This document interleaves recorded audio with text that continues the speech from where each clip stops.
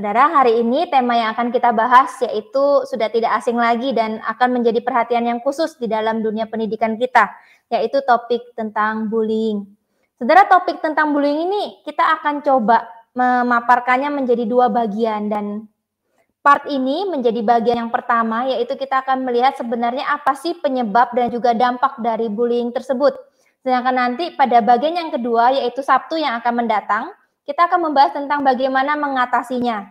Bersama-sama dengan saya telah hadir Ibu Hani Hau, MTH Konseling. Beliau seorang konselor STT Saat Malang. Sebelum kita memulai kegiatan ini, mari kita memohon pimpinan Tuhan. Mari kita berdoa. Bapa kami dalam kerajaan surga, terima kasih ya Tuhan untuk kesempatan pada siang hari ini. Kami boleh kembali belajar mengenai satu topik, yaitu tentang bullying, yang kerap kali menjadi kekhawatiran bagi kami di dunia pendidikan ya Tuhan. Tuhan, tolong kami ya Tuhan, agar kami boleh diberikan hikmat dan bijaksana untuk boleh mengerti apa yang disampaikan. Tuhan, kami juga menyerahkan untuk pelayanan pada siang hari ini. Engkau juga kiranya mengurapi hamba-Mu Ibu Hani yang akan menyampaikan materi pembahasan. Tuhan juga tolong untuk setiap hal yang disampaikan itu boleh menjadi berkat Tuhan bagi setiap kami yang mendengarkan pada siang hari ini. Tuhan, kami juga ingin menyerahkan untuk jaringan internet yang kami pakai, yang kami gunakan. Kiranya di dalam berkat Tuhan, Tuhan boleh memberikan internet yang lancar untuk boleh dipakai sebagai sarana dari pelayanan hari ini. Terima kasih ya Tuhan, kami mau serahkan pelayanan ini, kami serahkan pembahasan ini ke dalam tangan Tuhan. Dalam nama Tuhan Yesus kami berdoa. Amin. Kepada Ibu Hani kami persilakan. Baik, terima kasih Ibu Dian. Salam kenal, dan kita mau bersama-sama belajar tentang bullying yang saya rasa selama ini kalau saya mengingat ke belakang sesuatu yang lelucon atau sesuatu istilah sebutan yang menjadi bercandaan ya. Saya ingat sekali, saya waktu kecil, saya dan adik saya juga suka ledek-ledekan begitu ya, sesuai dengan kondisi tubuh kami. Saya itu kurus, dia gendut begitu ya. Jadi kita saling ledekkan dan sepertinya tidak terlalu ada dampak apa-apa. Tetapi justru saat ini kita melihat bullying yang dilakukan di dalam keluarga, bahkan akhirnya juga berdampak ketika dia berada di tengah-tengah masyarakat atau di lingkungan sekolah. Dampaknya tidak ringan tetapi sangat serius. Mari kita sama-sama ya kita melihat kenapa bisa seperti itu ya. Kita perlu mewaspadai daripada bahaya bullying ini. Sedikit saya memberikan contoh-contoh ya yang bagaimana bullying ini berdampak ya. Ini di Indonesia baru-baru ini terjadi ya, tentang anak remaja yang hanya karena memberikan komentar tentang salah satu pacar daripada temannya, tetapi akhirnya temannya ini mengajak teman-temannya yang lain untuk melakukan bullying, ditambah kekerasan ya terhadap salah satu anak ini begitu ya. Ya, jadi sesuatu yang sampai ada perencanaan jahat ya, sampai merencanakan diajak ke sebuah rumah kosong dan dengan leluasa anak ini dibully dan diperlakukan dengan kekerasan ya. Lalu ada contoh lagi yang lain adalah kasus yang di BINUS ya, sekolah BINUS di Serpong juga. Ini terjadi hanya karena ujung-ujungnya ditanya itu ya, ini sesuatu yang wajar kalau mau bergabung ke dalam satu kelompok begitu ya, kelompok geng tertentu ya harus ada seperti semacam peloncoan begitu ya. Jadi mereka menganggap ini sesuatu yang wajar. Kalau mau masuk kelompok kami ya harus ada perpeloncoan begitu ya. Wah, tetapi ini sudah mengarah kepada kekerasan sebenarnya. Tetapi buat anak-anak itu sesuatu yang biasa. Lalu ada yang lebih contoh yang lebih ini lagi ya, tentang seseorang ini di luar negara yang juga mendapatkan tindakan bullying sampai menuju ke arah dia bunuh diri gitu ya. Ini kurang apalagi ya, seorang artis cantik begitu ya, tetapi dia tidak tahan sampai akhirnya dia bunuh diri ya. Kemudian ada contoh lagi yang lain adalah seorang wanita sejak usia 11 tahun karena mendapatkan bullying akhirnya dia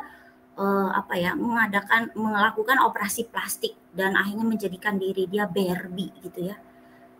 Itu dampak dari yang ketika dia mungkin mengatasi tekanannya itu, dia menjadikan dirinya seperfect mungkin begitu ya. Lalu juga ada contoh tentang seorang bocah yang akhirnya harus melakukan penembakan hanya karena dia korban dari bully. Jadi kita melihat beberapa contoh ini yang akhirnya kita melihat zaman sekarang bullying ini bukan sesuatu yang ringan tetapi berdampak serius. Mari kita akan melihat sebenarnya apa itu bullying. Bullying ini ya sebenarnya dari bahasa Inggris, jadi di Indonesia ini lebih dikenal kata perundungan ya, cuma memang agak kurang familiar kata ini ya. Jadi sebenarnya definisinya adalah kekerasan fisik dan psikologis atau fisik dan psikis yang berjangka panjang.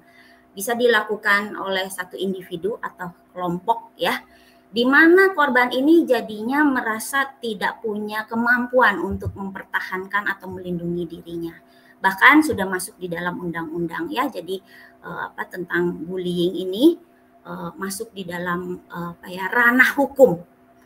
Oke, kita lihat lagi selanjutnya saudara-saudara tentang tindakan bullying ini ya. Ternyata tindakan ini seserius ini ya. Jadi ada tindakan penindasan, ada perilaku yang negatif ya, yang berisiko sangat luas.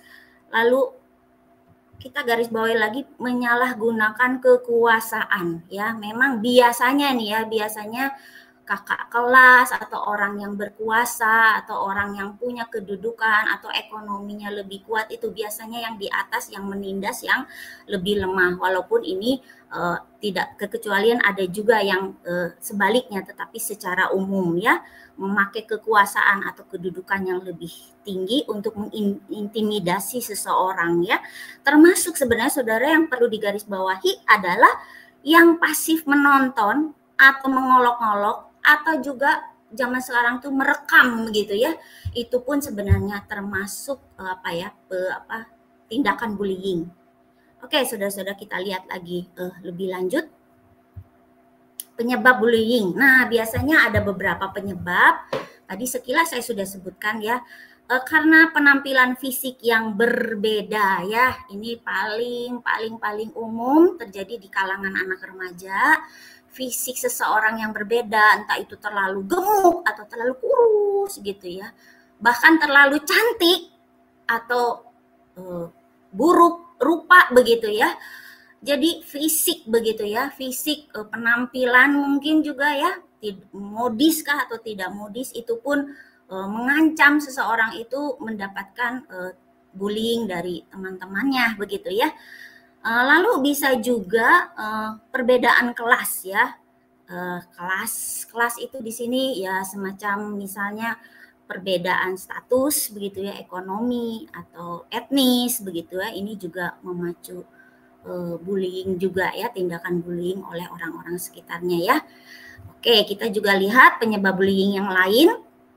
Saudara-saudara, bisa juga karena senioritas. Wah, ini bisa terjadi biasanya nih di kalangan SMA atau di kalangan di kalangan mahasiswa ya. Senioritas itu apalagi saya juga dengar ya di kalangan kayak sekolah-sekolah tentara gitu, kepolisian. Wah, ini seperti satu tindakan yang dianggap normal gitu ya, menindas bawahan atau senior junior ya. Wah, kemudian di dalam keluarga, ternyata di dalam keluarga pun tidak lepas ya, tindakan bullying ini bisa dilakukan ya antar keluarga. Entah melihat salah satu keluarga melakukan itu atau dia menjadi korban di dalam keluarga dari tindakan bullying ini. Mari kita lihat lagi selanjutnya. Nah, karena juga terakhir adalah karakter seseorang ya. Seseorang yang memang seseorang bisa melakukan itu ya karena dia punya karakter yang dendam atau karakter yang memang ingin membalas dendam begitu ya, atau karakter yang ingin mendominasi. Ya, ini tidak jauh juga dari karena mungkin dia juga pernah jadi korban begitu ya. Jadi nanti kita akan melihat lebih jauh lagi kenapa bisa timbul karakter menjadi melakukan bullying atau menjadi korban bullying ya. Oke, saudara-saudara, mari kita akan melihat ternyata tindakan ini juga tidak hanya di rumah, di sekolah, tetapi di masyarakat juga bisa terjadi ya. Jadi jenis-jenis bullying kita akan melihat, saudara-saudara, ya bisa kontak verbal langsung, bisa fisik langsung ya. Jadi verbal langsung itu betul-betul secara verbal, ada ejekan ya, ada ancaman, mempermalukan begitu ya. Bahkan waduh zaman sekarang ya anak-anak muda memakai sosial media juga bisa ya, verbal secara teror secara telepon langsung bisa terjadi, atau voice note begitu ya bisa terjadi, atau kontak fisik langsung betul-betul secara fisik ya, menendang, menjambak ya, menjewer gitu ya, menyiksa secara fisik. Ini terjadi sebagai salah satu jenis bullying. Mari kita lihat lagi saudara-saudara jenis yang lain, yaitu nonverbal langsung. Ya, ini seperti perlakuan ya, mendiamkan, melihat sinis begitu ya. Saya rasa ekspresi juga itu ternyata bisa membuat seseorang merasa dibully ya, ekspresi ekspresi tidak suka begitu ya, itu termasuk sebenarnya perilaku nonverbal. Lalu perilaku nonverbal tidak langsung berupa manipulasi persahabatan, jadi sepertinya mengajak bersahabat tetapi di belakangnya begitu ya, di belakangnya melakukan pengkhianatan atau justru menjatuhkan ya, mengucilkan, mengabaikan begitu ya. Nah, ini juga termasuk jenis perilaku nonverbal atau tidak langsung ya. Oke, termasuk juga selanjutnya pelecehan seksual ya, dalam kategori kekerasan fisik atau verbal tetapi menjurus ke arah seksual begitu ya. Saya ingat zaman dulu saya kalau jalan gitu ya di gang gitu ya, lalu di situ ada kerumpulan orang-orang anak muda, lalu melihat kita anak perempuan lalu sambil bersuit begitu atau memanggil-manggil, menggoda-goda, itu juga sudah termasuk bullying dalam arti melakukan jenis pelecehan seksual. Lalu nah ini yang zaman sekarang lagi sering dilakukan ya, cyberbullying lewat sosial media ya, begitu sesuatu yang mudah sekali ya, tambah mudah seseorang melakukan tindakan bullying, dia tertutupi, dia bisa memakai bisa anonim, tetapi dia bisa melakukan tindakan bullying dengan leluasa ya, dengan pakai sosial media. Oke, dampak dari bullying adalah pastinya ya pada kesehatan mental ya, terutama pada kesehatan mental, selain pasti juga berdampak kepada fisik ya, terutama kalau sudah mengarah kepada kekerasan, pemukulan dan sebagainya. Dan sesungguhnya perlu digarisbawahi, ternyata bisa berdampak lebih serius ya. Akhirnya korban bisa depresi, bahkan ke arah bunuh diri. Atau sebaliknya membunuh orang ya, tadi contoh di atas ya. Dampak bullying bagi korban memicu depresi, berdampak pada menurunnya tingkat kecerdasan ya, pasti anak-anak juga berdampak ya kalau mengalami ketidakamanan, kenyamanan di sekolah ya, karena dibully, pasti itu berdampak untuk dia konsentrasi dan fokus di dalam belajar. Remaja, anak-anak mendapat perilaku bullying akan menurun secara akademik dan memilih mengasingkan diri ya. Oke, seperti kasus yang di BINUS itu, akhirnya untuk sementara dia dirumahkan korbannya dan ya belajar secara online ya. Oke, dampak bullying lain adalah pada perilaku berubah menjadi agresif, menyukai kekerasan, mudah marah, kurang berempati, dan lebih menyukai mendominasi. Pelaku merasa harga diri tinggi dan percaya diri, menyukai kekuasaan. Jadi untuk dampak bagi pelaku, makin menjadi-jadi ketika dia berhasil begitu ya membuli orang lain. Jadi kadang-kadang pelaku ini justru mendapatkan pengakuan penerimaan, kekuasaan, harga dirinya justru dari dia berhasil melakukan bullying. Dampak bagi yang menyaksikan. Ya, sebenarnya bagi yang menyaksikan, lama-lama dia juga akan terdampak untuk merasa itu sesuatu yang biasa-biasa saja dan bahkan bisa menjadi pelaku. Ya, bisa menjadi pelaku. Apalagi misalnya anak-anak terbiasa menonton, bukan hanya secara langsung ya, film-film tindakan kekerasan. Ya, itu bisa justru jadi pelaku di kemudian hari. Oke, kita lanjut lagi, saudara-saudara. Peristiwa bullying sering terjadi di sekolah, rumah, tempat kerja, masyarakat, sampai di dunia maya. Ya, jadi tidak melihat tempat, umur, dan jenis kelamin. Para pelaku biasanya memilih korban seorang yang pemalu, pendiam. Nah, kita melihat ya korban yang dipilih biasanya yang memang lebih di bawah dia ya, secara karakter, kemampuan gitu ya. Jadi korban yang mudah sekali mudah sekali dikerjain begitu ya, oleh orang yang lebih di atas daripada dia ya. Rawan menjadi korban bullying yaitu yang mempunyai etnis, fisik, perilaku, penampilan berbeda seperti yang tadi dikatakan, dan secara karakter merasa rendah diri. Nah, jadi secara karakter juga merasa rendah diri. Oke, kita lanjutkan lagi saudara-saudara. Ciri korban bullying di sekolah, ya kita bisa melihat khususnya ya bagi guru-guru boleh lebih memperhatikan korban bullying, yaitu lebih murung, lebih pendiam, lalu malas pergi ke sekolah, bertemu teman, ya terus terdapat juga luka, memar, ya kemudian mengalami gangguan kecemasan, sulit tidur, seperti itu, lalu ya bersikap lebih pemalu dan lebih tertutup dan lebih cenderung tidak mempunyai teman atau sedikit teman, yang mengalami kesakitan juga secara fisik dan psikis ya. Psikis itu ya akhirnya banyak penyakit psikosomatis ya, pusing, migrain atau perut ya, masalah perut itu juga bisa terjadi, cenderung mudah takut dan cemas, lalu merosotnya rasa percaya diri, bahkan prestasi di sekolah. Kita perlu hati-hati baik orang tua maupun guru. Loh, anak ini dulu biasanya cerdas begitu ya, baik, prestasinya, punya banyak teman, ceria, tapi kenapa ya sekarang berubah? Nah, itu bisa diperhatikan. Baik, kita akan melihat yang lain lagi.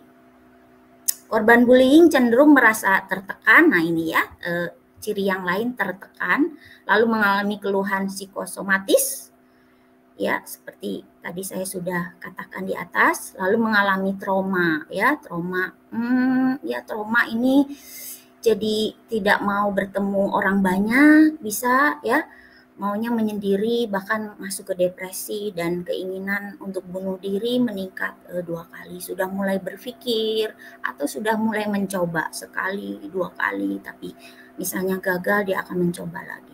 Tumbuh mentalitas korban. Nah, ini yang perlu digarisbawahi. Jadi seseorang yang sering mengalami bullying, akhirnya mentalnya itu menjadi mental korban. Dimanapun dia berada, sekalipun mungkin dia sudah tidak di sekolah itu lagi tempat dia mengalami bullying, ketika di tempat yang lain pun mental itu sudah ada. Memang saya ini buruk, memang saya ini jelek, memang saya ini tidak bisa apa-apa. Jadi mental itu dia akan bawa terus-menerus ketika dia tidak ditolong ya. Untuk jadi mental korban yang menerima saja diperlakukan apa saja, dia tidak ada kemampuan untuk bangkit melindungi dirinya. Itu lama-lama akan tumbuh mental seperti itu. Resiko masalah psikologis di masa depan, wah ini lebih serius lagi ya, ada gangguan jiwa, mengalami gangguan serangan panik, depresi ya. Oke, dan bisa menjadi pelaku juga nanti ke depannya ya. Bahkan yang serius juga menjadi pelaku yang antisosial ya. Banyak pelaku-pelaku yang akhirnya karena sudah saking tertekannya dan mungkin ya menyimpan kemarahan, lalu ketika dia sudah dewasa, sudah besar, sudah mampu, sudah berkuasa, dia melakukan tindakan bullying antisosial. Sampai tidak ada perasaan lagi ketika dia menyiksa, ketika dia mungkin membunuh, bahkan ada yang memutilasi begitu ya. Ekspresinya kayak tidak ada rasa bersalah atau menyesal. Wah, itu sudah masuk ke kepribadian antisosial. Oke, sampai seperti itu dampaknya ya. Latar belakang pelaku. Nah, kira-kira, kita melihat ya akar-akarnya ya.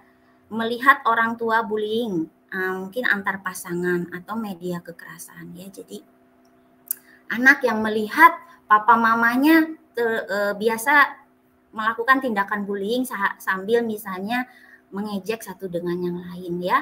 Antar papa ke mama, mamah ke papa begitu ya. Saling merendahkan, atau orang tua kepada anak juga merendahkan. Kamu memang nggak bisa, kamu memang bodoh, kamu memang nggak becus, segala sesuatu nggak beres kalau kamu yang kerjain begitu ya. Itu dimulai dari keluarga ya. Kemudian yang kedua media sosial ya, yang dia lihat, yang dia baca. Oke, korban bullying orang tua atau orang lain juga termasuk kemudian teman, guru ya. Hati guru juga ya. Orang tua menjaga kata-katanya di rumah, tapi ketika dia masuk ke sekolah, ada teman, ada guru yang menyebutkan 1-2 kata yang merendahkan. Wah, itu juga akhirnya merusak ya, bisa sedikit merusak kalau dia tidak terlalu kuat di dalam keluarga secara harga dirinya. Wah, di sekolah dia dirusak oleh perkataan teman dan guru. Ditelantarkan secara emosional oleh orang tua dia tidak mendapatkan perhatian dan kasih yang cukup ya. Lalu kompensasi dari ketidakberdayaan di situasi yang lain, maksudnya di sini adalah ketika dia secara misalnya akademis dia tidak mampu, dia merasa ingin tetap diterima, tetapi dia memakai cara ini ya, membuli orang. Dengan begitu dia punya kelompok, punya geng, dan dia punya pride ya, punya kebanggaan tersendiri bisa membuli, bisa menindas orang. Karena di situasi yang lain, akademis, skill tertentu, atau secara ekonomi dia tidak mampu misalnya ya. Jadi kompensasi. Kemarahan yang tidak terselesaikan ketika dia mendapatkan luka di rumah atau dari teman-teman di masa lalunya. Ingin populer, diterima, menganggap bullying lucu dan ringan, sesuatu yang seperti tadi, wah ini biasa, kalau mau masuk geng kita ya begini, ini sudah 9 turunan begini, gitu. Menganggap biasa dan lucu. Lalu bully victim. Maksudnya di sini adalah seseorang yang melakukan 2 hal sekaligus. Dia jadi korban juga, dia juga pelaku. Dia menjalani 2 karakter itu. Waduh, ini lebih mengerikan. Ya, saudara-saudara, mari kita lihat lagi selanjutnya. Slide yang selanjutnya. Pola umum bullying dan dilakukan. Nah, ini secara umum ya, anak laki-laki biasanya bersifat kenapa bisa membuli? Karena memakainya pakai cara apa? Yaitu agresif secara fisik. Ya, secara fisik ya, secara langsung. Jadi lebih ke memakai otot atau kekuatan kalau laki-laki ya. Laki-laki. Nah, kita bandingkan secara anak perempuan atau bukan anak perempuan ya, secara gender wanita lebih bersifat agresifnya secara verbal. Ini perbedaan secara umum ya. Pria lebih ke face to face, muka dengan muka, ayo beradu otot, menindas. Kalau perempuan lebih ke verbal, agresifnya lebih ke verbal ya. Atau bisa antar gender ya, baik perorangan atau kelompok. Bisa laki ke perempuan, perempuan ke laki-laki. Itu ada, pernah saya baca kasusnya anak laki-laki yang dibully oleh beberapa anak perempuan. Bisa ya. Oke, nah ini sedikit saya mengambil contoh. Adakah saudara-saudara yang pernah menonton film ini? Saya juga udah cukup lama nih ya film ini. Nah, yang saya mau garis bawahi saudara, ketika dia mengalami bully itu di SMA, dia tidak berdaya apa-apa, tetapi dia keluar dari SMA, dia menyimpan dendam. Ini tokohnya yang wanita menyimpan dendam selama 18 tahun. Dia mempersiapkan rencana untuk membalas dendam dengan cara apa? Dia selalu mengikuti perkembangan teman-temannya itu yang 5 orang itu. Ya 5 orang itu 2 laki-laki kalau nggak salah, 3 perempuan, atau sebaliknya 2 perempuan 3 laki-laki. Dia selalu mengikuti perkembangan itu dan dia menyiapkan diri juga rencana-rencana sambil dia bekerja keras untuk mendapatkan uang demi membalas dendamnya. 18 tahun. Apalagi kemudian satu saat dia ketemu dengan pacarnya yang juga ternyata punya latar belakang juga pernah dibully, dan sama-sama mengerjakan balas dendamnya. Dan yang heran saudara-saudara, ketika dia sudah berhasil membalas dendam kepada kelima teman-teman dulu di SMA-nya setelah 18 tahun kemudian, harusnya kan senang, bebas, wah berhasil, sudah berhasil. Tetapi apa yang dia dapat? Dia rasa kosong.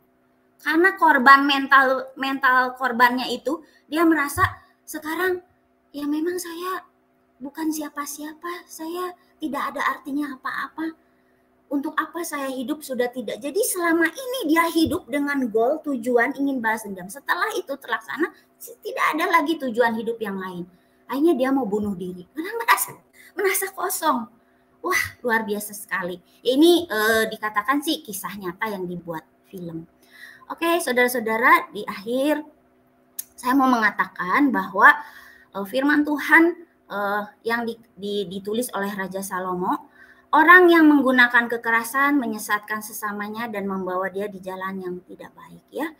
Lewat Raja Salomo, Tuhan sudah memberi hikmat bahwa kekerasan itu berdampak buruk, ya, membawa kehancuran. Bullying sebagai bagian dari ekspresi kekerasan seharusnya memang tidak ada dan tidak diberi tempat di antara kita, di tengah keluarga, di sekolah, di masyarakat. Kita harus berani dengan tegas menolak bullying, bahkan kita perlu melindungi dan membela korban. Pelakunya juga perlu kita tolong, ya, sebenarnya, ya. Bukan hanya kita kecam, ya, tetapi perlu ditolong, dibantu, karena kalau tidak, wah, itu seperti genetik, ya, akan terus pola itu diturunkan terus. Oke, saudara-saudara, kita melihat bagaimana Yesus memperlakukan anak-anak sedemikian seriusnya. Mari kita lihat slide selanjutnya yang terakhir. Ya, saudara-saudara, ingat ayat ini, firman Tuhan ini, bagaimana Yesus serius sangat menghargai anak-anak. Ya, dia sampai harus memarahi, jarang Yesus memarahi murid-muridnya ketika melarang anak-anak itu datang. Ya, Tuhan Yesus sangat serius melindungi anak-anak sampai dia perlu memberikan peringatan yang keras. Barang siapa menyesatkan atau tidak menghargai anak-anak, dia harus dihukum mati. Ya, dibuang ke tengah laut. Wah, bagaimana begitu seriusnya Yesus menghargai dan melindungi anak-anak. Maka kita pun perlu serius menghadapi tindakan bullying ini, khususnya di kalangan anak-anak. Karena kalau di kalangan anak-anak tidak tertolong, itu akan berlanjut sampai dia dewasa. Demikian apa yang bisa saya sampaikan. Kiranya boleh memberikan satu atau sedikit wawasan. Kita akan lanjut kepada tanya jawab jika ada. Silahkan. Terima kasih. Ya, terima kasih Ibu Hani untuk pemaparan topiknya yang padat, jelas, dan juga lengkap gitu ya Bu ya pada hari ini ya. Kita semakin lihat bahwa memang bentuk-bentuk dari bullying itu tuh banyak kategorinya. Bahkan penyebab dan dampak dari bullying itu serius-serius ya Bu ya, tidak bisa dihiraukan dengan begitu saja. Betul dan sekali. Itu harus menjadi sebuah keprihatinan dan juga perhatian bagi kita semua. Betul. Bu, saat ini ada beberapa pertanyaan yang mau kita diskusikan mengenai topik ini. Tapi memang saudara-saudara, untuk pertanyaan yang mengenai bagaimana mencegahnya, nah itu kita akan tampung dulu ya. Itu akan jadi bahan pertanyaan untuk sesi berikutnya dengan Ibu Hani juga yang akan membawakan bagaimana sebenarnya cara mengatasi atau memutuskan rantai dari bullying ini gitu ya. Tapi pertanyaan ini kita akan fokus kepada penyebab dan juga dampak. Tadi sangat ironis, Bu. Pertanyaan pertama begini. Ironis sekali bahwa ternyata pengalaman bullying pertama itu bisa terjadi dalam keluarga ya, Bu ya. Kalau sesama saudara kan itu kan kayak oke lah sepantar gitu ya, sesama saudara yang umurannya. Tapi ini terjadi dari orang tua. Kalau menurut Ibu Hani, itu tuh gimana ya kok bisa terjadi seperti itu? Apa sih yang menyebabkan kok orang tua menjadi pemberi pengalaman pertama bullying pada anak? Betul. Kalau anak kita ini bullyingnya di sekolahan, dia masih ada rasa aman di rumah. Nah, terus kalau rumahnya jadi tempat bullying pertama, bagaimana ya Bu ya melihat kondisi itu, Bu? Bagaimana menurut Ibu Hani? Betul sekali, Bu Dian. Satu kata yang perlu digarisbawahi, kata Ibu Dian, rasa aman. Harusnya rasa aman itu anak boleh dapatkan pertama di rumah ya. Kemudian juga sebenarnya di sekolah pun Jokowi pernah bilang di sekolah harusnya jadi tempat aman ya. Oke, kita balik ke rumah. Pertama yang harusnya jadi tempat yang aman. Betul, saya rasa begini. Mungkin pengetahuan orang tua yang kurang ya. Mereka punya maksud yang baik, ingin memotivasi, mendorong anak, misalnya anak yang suka makan akhirnya gemuk ya, supaya menyetop dia mau berhenti makan dengan cara membuli, dengan cara kamu si gendut misalnya gitu ya, atau anak yang malas belajar dengan cara memang kamu bodoh begitu ya, atau dia banding-bandingkan dengan saudaranya. Atau mungkin orang tua pun punya pengalaman bagaimana dia diperlakukan juga seperti itu oleh orang tuanya. Jadi itu buat dia sesuatu yang biasa. Bagi dia dulu mama papa juga dibegitukan, jadi mama papa akhirnya terdorong untuk lebih bangkit begitu ya. Jadi dia pakai cara yang sama begitu. Bisa terjadi seperti itu.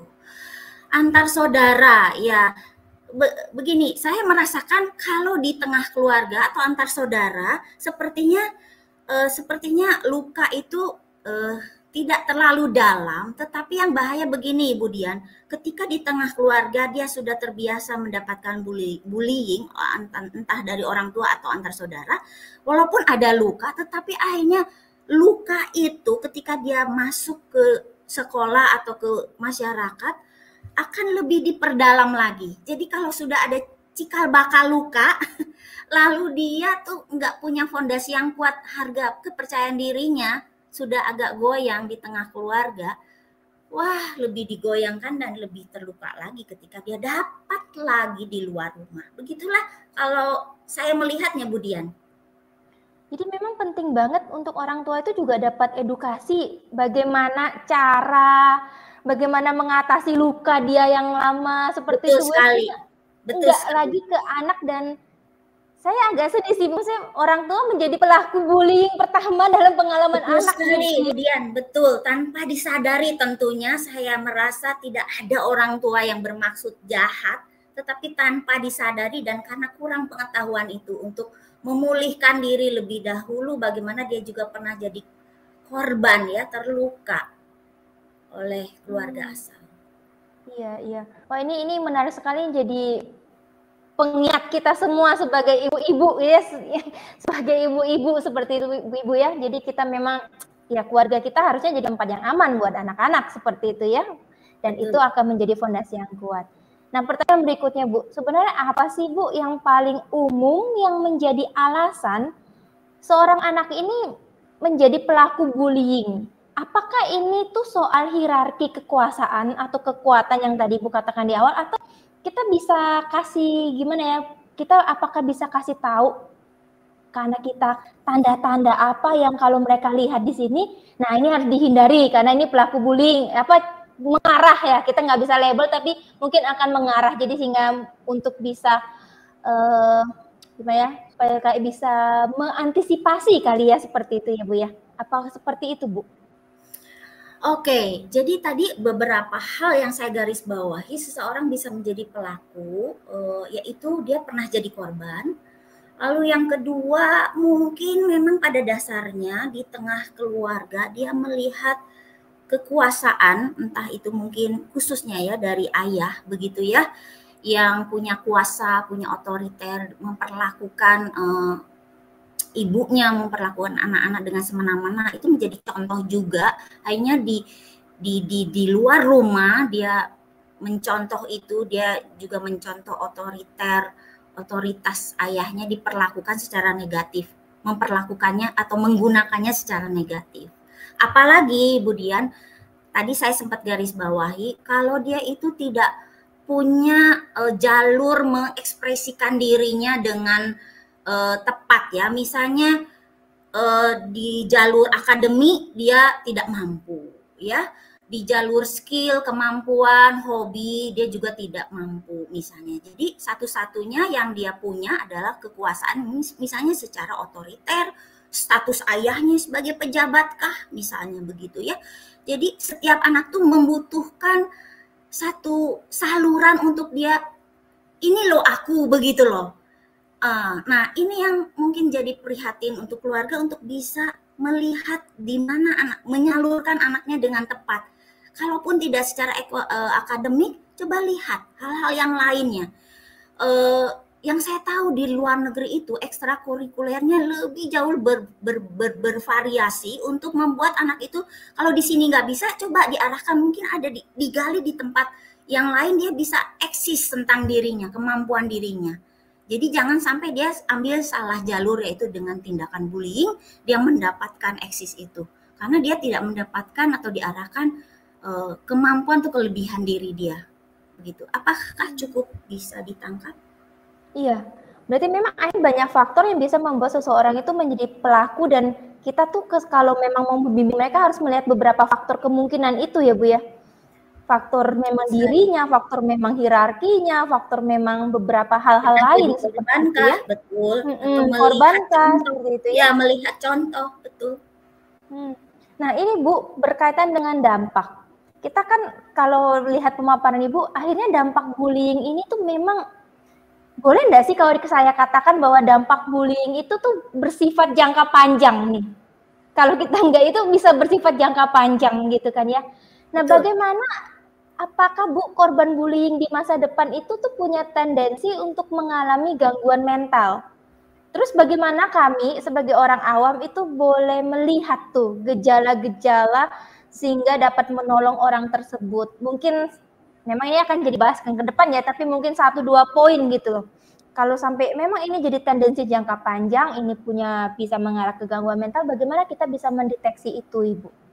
Oke, sebenarnya ada sedikit tanda-tanda yang mungkin secara umum ya terlihat korban bullying ini adalah sebelum dia menjadi pelaku ya itu tadi kepercayaan diri dia ya rendah sekali. Padahal orang lihat dia mampu, tetapi dia tetap merasa tidak mampu, begitu ya. Ada beberapa kasus yang saya tangani, justru yang sekarang dia sudah jadi mahasiswa, tetapi karena dia mengalami bullying di masa kecil atau di masa sekolahnya, jadi sampai sekarang ketika dia mendapatkan pujian, mendapatkan apresiasi tentang apa yang dia lakukan, itu sesuatu yang tidak bisa dia terima. Enggak, aku tidak sehebat itu. Jadi ketika orang mendekati dia, menerima dia atau memuji dia, itu tuh sesuatu yang buat dia itu tidak real. Masa sih? Sesuatu yang tidak layak mereka bisa terima begitu. Itu karena mental korbannya, dan itu sudah masuk ke ya bermental korban tadi itu. Ya, saya memang buruk, saya memang jelek, saya memang tidak berarti apa-apa. Nah, itu sedikit ciri-ciri. Jadi orang yang rendah diri. Itu yang paling terlihat jelas, Budian. Kalau saya perhatikan di beberapa kasus yang saya tangani. Jadi memang akhirnya mental itulah yang akan membuat mereka bersifat jangka panjang ya Bu, bisa dibilang gitu ya dampaknya itu ya. Nah, untuk memutuskannya, tolonglah mereka untuk memulihkan diri lewat luka-luka yang di masa lalu itu dipulihkan, dikonseling, ditolong, ya, dipulihkan dulu. Baru mereka mungkin pelan-pelan baru mulai start untuk mereka lebih belajar menerima dirinya, karena lukanya sudah coba untuk disembuhkan. Wah, seru sekali ya Bu ya, melihat ini ya. Nah, bicara tentang tolong menolong Bu, bagaimana menolong anak yang trauma karena sering dibully oleh teman-temannya, bahkan termasuk tadi ya orang tua sendiri di rumah. Masa sih sudah kelas segini nggak bisa baca gitu-gitu ya, kasihan kamu gitu. Nah, bagaimana akhirnya membuat anak ini kan jadi takut Bu. Bagaimana kita bisa mendampingi anak ini? Mungkin ya sebagai pendidik atau sebagai guru sekolah minggu, pokoknya melihat kondisi ini anaknya jadi takut, jadi nggak berani ngelihat mata orang. Bagaimana menurut Ibu kalau Iya. menolongnya ini? Ya, betul. Iya. Wah, jadi saya teringat ada satu kasus tidak berani melihat mata orang. Saya pernah menangani satu anak yang waktu kelas 4 SD, ketika dia ditegur oleh gurunya, dia lihat matanya karena dia ingat pesan mamanya kalau orang ajak ngomong harus lihat. Itu yang apa? Itu yang sopan. Tapi guru itu salah tangkap, dianggap menantang. Dia ditampar. Dan sejak saat itu sampai dia udah kuliah, dia tidak pernah bisa melihat mata orang lagi. Oh, diajak ngobrol tuh matanya ke bawah, ke atas, ke samping. Karena ada kasus itu. Ya, sesungguhnya kembali lagi, menurut saya begini, ketika kita diperhadapkan kepada korban, itu mungkin Tuhan mempercayakan itu kepada kita. Kita bawa anak itu untuk melihat dan menerima maksud saya itu menerima bahwa itu pernah terjadi dan mengakui itu melukai dia. Kita menjadi orang yang mau mengerti bahwa mereka itu pernah merasa direndahkan, merasa diremehkan, merasa diabaikan. Itu dulu. Mereka merasa tidak sendirian tapi dimengerti dulu. Setelah itu baru kita bawa ke proses melepaskan pengampunan, dan kita dampingi untuk mereka bisa dibawa melihat hal-hal yang baik yang ada di dalam diri mereka sesungguhnya. Membukakan hal itu. Empati ya Bu ya. Jadi kuncinya itu empati dulu dengan apa yang pernah mereka alami seperti itu, termasuk dengan anak-anak ya Bu ya, dengan anak yang lebih kecil yang kita sedang hadapi atau tanganin seperti itu ya Bu ya. Betul, jangan kita melihat dari kacamata kita sesudah dewasa, lalu kita melihat, itu mah kasus anak-anak, kamu nggak usah pikirin gitu ya. Itu mah biasa aja, ejekan biasa, tetapi buat anak itu bukan ejekan biasa. Jadi kita mau betul-betul mendalami perasaan anak. Apa yang dia rasakan. Dia sedih, dia marah, dia kecewa.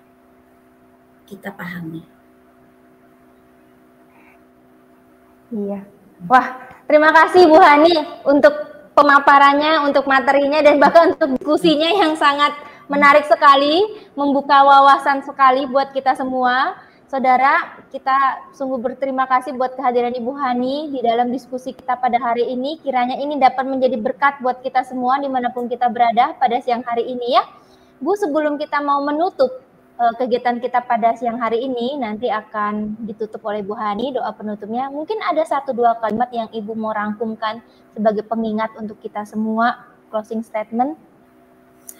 Oke, saya teringat ada 2 kata, fondasi dan arsitek jiwa ya. Jadi fondasi ini saya mengingatkan bagi keluarga-keluarga ya. Tadi kita diingatkan oleh Bu Dian, rumah harusnya jadi tempat yang aman, betul. Keluarga adalah fondasi ya. Bagaimana kalau di tengah keluarga anak-anak sudah punya fondasi yang kuat, bagaimana dia cukup diterima, dihargai ya, kepercayaan dirinya dibangun dengan baik. Maka seperti sebuah rumah punya fondasi yang kuat di bawahnya, ketika dia keluar rumah, kalaupun ada goncangan, ada gempa, rumah itu akan tetap kuat begitu ya. Kita tidak bisa mengendalikan di luar rumah ya, tidak bisa ya, karena di luar rumah itu bermacam-macam orang bisa melakukan itu. Tapi kalau kita kuatkan fondasi itu di dalam rumah, bagaimana di antar keluarga saling menerima dan saling menghargai satu dengan yang lain. Tentang arsitek jiwa ini berbicara tentang bagaimana Tuhan mempercayakan orang tua, guru pun termasuk guru sekolah minggu ataupun guru sekolah itu sebagai arsitek jiwa bagi anak-anak. Wow, luar biasa sekali apa yang Tuhan percayakan ya. Tuhan mengatakan, saya ingat tulisan ini ditulis oleh Pendeta Stephen Tong bahwa kita ini arsitek jiwa yang dipercayakan Tuhan untuk membentuk jiwa anak-anak kita. Perhatikan cara kita bicara, perhatikan cara kita memperlakukan anak-anak. Jangan sembarangan, selalu minta hikmat dan kekuatan Tuhan. Amin. Mari kita berdoa, Ibu Dian. Bapa di surga, terima kasih untuk hari ini kami boleh belajar satu hal tentang tindakan bullying, penyebab dan dampaknya. Tuhan, kami tahu kami manusia yang terbatas. Tuhan, kami manusia yang berdosa, yang juga tidak sempurna. Baik kami, ya Tuhan, sebagai orang tua, sebagai guru, baik kami, ya Tuhan, juga sebagai pernah merasakan sebagai anak-anak. Tuhan, sekali lagi mohon Tuhan sendiri yang akan memberikan kesempatan demi kesempatan. Kami sebagai orang-orang dewasa khususnya saat ini, sekali lagi entah kami sebagai orang tua ataupun sebagai guru, yang Tuhan percayakan anak-anak, baik anak-anak kandung kami, baik anak-anak didik kami. Tuhan bantu kami untuk boleh menolong anak-anak korban bullying atau juga pelaku bullying ya Tuhan, supaya dengan pertolongan kami, dengan kepercayaan dari Tuhan ini, boleh menyetop Tuhan kasus bullying ini satu demi satu. Sekalipun Tuhan sepertinya sesuatu yang mustahil atau sesuatu yang kecil sekali apa yang bisa kami lakukan, tetapi Tuhan bagi kami percaya satu jiwa pun berharga di mata Tuhan. Bagaimana Tuhan Yesus sendiri serius sekali menghargai anak-anak dan melindungi anak-anak. Pakailah kami ya Tuhan menjadi alat-Mu. Terima kasih Bapa di surga, ini doa dan seru kami dan rasa syukur kami panjatkan demi nama Tuhan Yesus. Amin. Amin. Terima kasih sekali lagi kepada Ibu Hani untuk waktunya, untuk ilmunya buat kita semua pada siang hari ini. Terima kasih Bapak Ibu yang sudah bergabung pada siang hari ini juga. Kiranya pelayanan hari ini, pelayanan live streaming hari ini dapat menjadi berkat sekali lagi buat kita semua, memperlengkapi kita, baik kita sebagai orang tua maupun sebagai pendidik. Terima kasih juga untuk tim MPK dan juga Bara yang sudah membantu dalam penayangan live streaming hari ini. Bapak Ibu dapat mengikuti topik-topik lainnya yang berkaitan dengan MPK, yaitu setiap Kamis jam 7 malam, ataupun topik-topik seputar konseling dan doa setiap Sabtu jam 11 siang. Sekian Bapak Ibu pertemuan kita pada siang hari ini. Saya Dian bersama dengan Ibu Hani dan juga seluruh tim dari Majelis Pendidikan Kristen. Kami undur diri, sampai ketemu lagi di Sabtu mendatang. Tuhan Yesus memberkati.